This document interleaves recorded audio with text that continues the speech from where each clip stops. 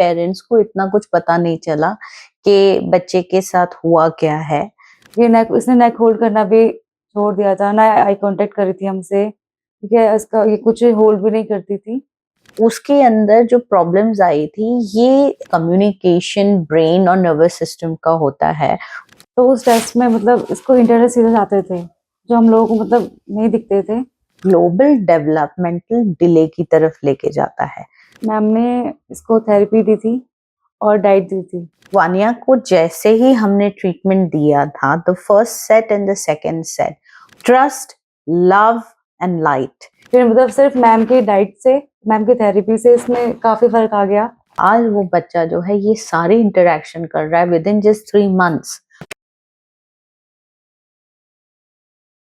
मेरा नाम रश्मि है और हम लोग पौड़ी गढ़वाल से आए हुए हैं।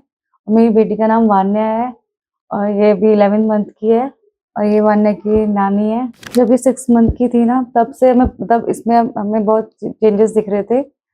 इसने नेक होल्ड करना भी छोड़ दिया था, ना आई कांटेक्ट करी थी हमसे, ठीक है? इसका ये कुछ होल्ड भी नहीं करती थी और जब हम लोग उससे बातें करते थे उस चीज़ का कोई रिएक्ट नहीं करती थी। और इसने मतलब इसने क्रॉल करना, पलटना सब कुछ बंद कर दिया, तो हमें थोड़ा घबरा गए थे हम लोग बहुत ज़्यादा उस टाइम पे। फिर हम लोग डॉक्टर के पास गए। उन लोगों डॉक्टर ने हमें मतलब कुछ टेस्ट कराने को बोला था। डॉक्टर के कहने के बाद हम लोगों ने वान्या के टेस्ट वेस्ट कराए थे। तो उस टेस्ट में मतलब इसको इंटरनल सीरियस आते थे, जो हम लोगों को मतलब नहीं दिखते थे, पर अंदर सीरियस थे उसके। फिर हम लोग मतलब बहुत ज़्यादा घबरा गए थे, क्योंकि हम लोगों के लिए नई चीज़ थी कि ये मतलब क्या हो रहा है। तो फिर हमने उन्हीं डॉक्टर से बात करी थी इस बारे में कि हम लोग क्या करें, अब हम किसको दिखाएं। तो जिस डॉक्टर ने हमें रिपोर्ट बताई थी कि इसको सीरियस आते हैं, उन्होंने हमें मैम के बारे में बताया था, क्योंकि वहाँ पे भी काफ़ी पेशेंट आए थे जो टेस्ट कराने आए हुए थे। उन्हें भी काफ़ी फ़र्क दिखा था अपने बच्चों में, सीरियस वगैरह उनके काफ़ी ठीक हो गए थे। तो उन लोगों ने भी हमें बोला कि एक बार आप मैम के पास जाके दिखाओ और ठीक हो जाएगा। जब हम लोग यहाँ मैम के पास आए थे, तो फिर मैम ने इसको थेरेपी दी थी और डाइट दी थी।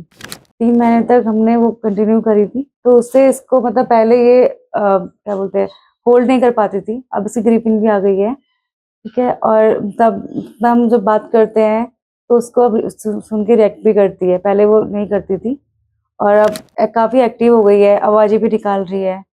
हाँ, और मतलब कभी-कभी आई कॉन्टैक्ट भी करती है। आई रोल उसका पहले से बहुत ठीक हो गया है। जब मैंने डॉक्टर्स को दिखाया बाकी, तो उन लोगों ने काफ़ी मेडिसिन दी थी, उससे इसका वेट बढ़ गया था, बाकी कोई इम्प्रूवमेंट नहीं था इसमें। फिर मतलब सिर्फ मैम की डाइट से, मैम की थेरेपी से इसमें काफ़ी फ़र्क आ गया और मतलब काफ़ी चीज़ें ठीक हो गई हैं इसकी।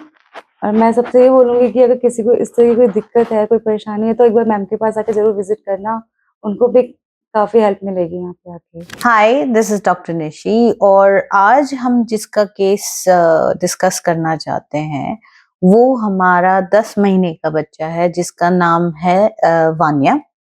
और वान्या का केस ये था कि बच्चा बहुत छोटा था, तो पहले शुरुआत में पेरेंट्स को इतना कुछ पता नहीं चला कि बच्चे के साथ हुआ क्या है।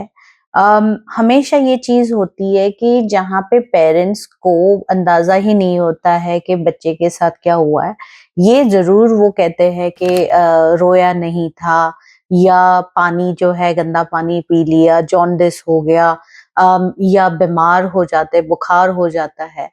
पर एक और चीज भी ऐड होती है इसके अंदर कि कुछ कुछ वैक्सीनेशन जो बच्चों को होती है, वो वैक्सीनेशन की वजह से भी बच्चा रिएक्ट करता है। किसी किसी बच्चे को सूट नहीं करते हैं वो वैक्सीनेशंस और वो मेटालिक इफेक्ट जो है बॉडी के अंदर पॉइजनिंग कर देते हैं, right? So all of these things can sometimes contribute to the brain trauma जो बच्चे के अंदर आता है, ठीक है?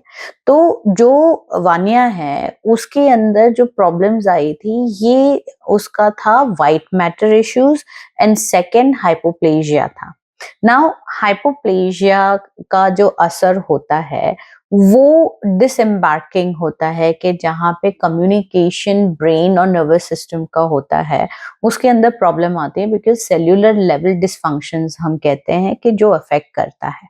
जहाँ पे वानिया के केस के अंदर फ्रंट एरिया और साइड एरिया, ठीक है, उसके अंदर जो है वाइट मैटर का प्रॉब्लम आया है, पर पेरिवेंट्रिकुलर जो है उस एरिया के अंदर डिटोरिएट हो रहा था.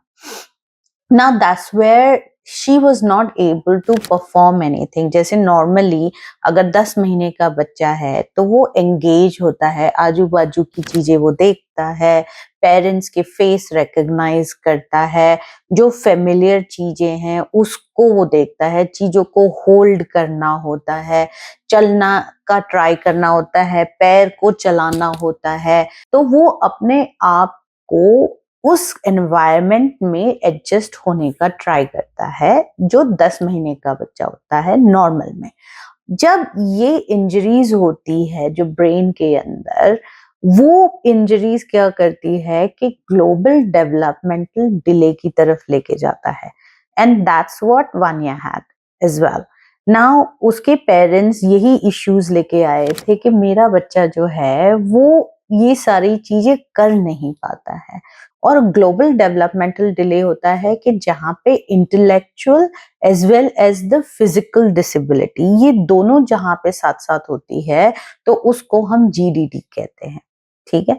नाउ वानिया को जैसे ही हमने ट्रीटमेंट दिया था, the first set and the second set, उसके अंदर उसका जो कॉन्शियसनेस होता है, वो कॉन्शियसनेस क्या करता है कि आजू बाजू के एनवायरनमेंट को, अवेयरनेस को रिकग्नाइज करता है. जिस पहले आंखों से जो था उसका विजन लॉस था, हियरिंग लॉस था, उन ये सारी चीजों के अंदर उसको बहुत अच्छे अच्छे चेंजेस आए हैं. And this is only possible because ये पेरेंट्स जो है कंटिन्यूसली जो है they are taking the effort of coming down over here and giving treatment. रोज की थेरेपी जो करनी है, जो डाइट देना है, जो हमें थिंकिंग कॉन्शियसली हम बच्चे के डीएनए रेक्टिफाई करवाने की टेक्निक जो सिखाते हैं वो उनको रोज करनी होती है. So when we are doing that, वो बच्चा कॉन्शियसली अवेयर हो जाता है और उस मदर के साथ और फादर के साथ वो बॉन्ड शुरू हो जाता है, bond of trust. Trust, love and light, ये 3 चीजें ऐसी होती है कि उस वक्त बच्चे को अगर ये तीनों चीजें अगर एम्पल तरीके से नहीं मिलती है तो वो इमोशनली डिस्कनेक्ट हो जाता है. एंड इमोशंस कहाँ है? हमारे एमेगडाला के अंदर रिकग्नाइज होते हैं. Now this amygdala is consciousness in the form of expressions जो एक बच्चा रिकग्नाइज कर सके. अगर वो बच्चा ये रिकग्नाइज नहीं कर पा रहा है कि ये मेरी मदर है, ये मेरे फादर है, ये मेरे अपने हैं, ये बाहर के हैं, जब वो चीज उसको बाउंड्री पता ही नहीं चल रही है तो दे बिकम एंग्शियस. और जब वो एंग्शियसनेस बच्चे के अंदर आ जाती है तो बीमारियां जो है वो बढ़ने लगती है. एंड इन 1 ईयर केस जैसे ही हमने ट्रीटमेंट उसका शुरू किया तो उसकी आंखें से उसको चीजें दिखने लगी, वो पेरेंट्स को रिकग्नाइज करने लगा. म्यूजिक, वो बहुत ही ज्यादा म्यूजिक को रिएक्ट करने लगे.